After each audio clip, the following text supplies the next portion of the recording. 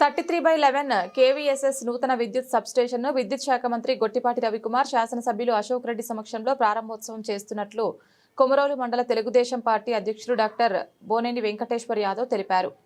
మార్కాపురం జిల్లా కొమరోలు మండల పరిధిలోని కసినపల్లి సమీపంలో కూటమి ప్రభుత్వం అధికారంలోకి వచ్చాక నిర్మిస్తున్న నూతన విద్యుత్ సబ్స్టేషన్ను విద్యుత్ శాఖ మంత్రి గొట్టిపాటి రవికుమార్, గిద్దలూరు శాసనసభ్యులు ముత్తముల అశోక్ రెడ్డి సమక్షంలో శుక్రవారం ఉదయం 9 గంటలకు ప్రారంభోత్సవం చేస్తారని కొమరోలు మండల తెలుగుదేశం పార్టీ అధ్యక్షుడు డాక్టర్ బోయినేని వెంకటేశ్వర్ యాదవ్ ఒక ప్రకటనలో తెలిపారు. శుక్రవారం ఉదయం 8 గంటలకు మండలంలోని తెలుగుదేశం పార్టీ నాయకులు, కార్యకర్తలు, కూటమిలోని ఇతర పార్టీల నాయకులు, కార్యకర్తలు, ప్రజలు పాల్గొన్న కార్యక్రమాన్ని విజయవంతం చేయాలని డాక్టర్ బోనేని వెంకటేశ్వర్ యాదవ్ కోరారు. ఈ సందర్భంగా డాక్టర్ బోనేని వెంకటేశ్వర్ యాదవ్ మాట్లాడుతూ కొమరోలు మండలంలో చింతల్పల్లి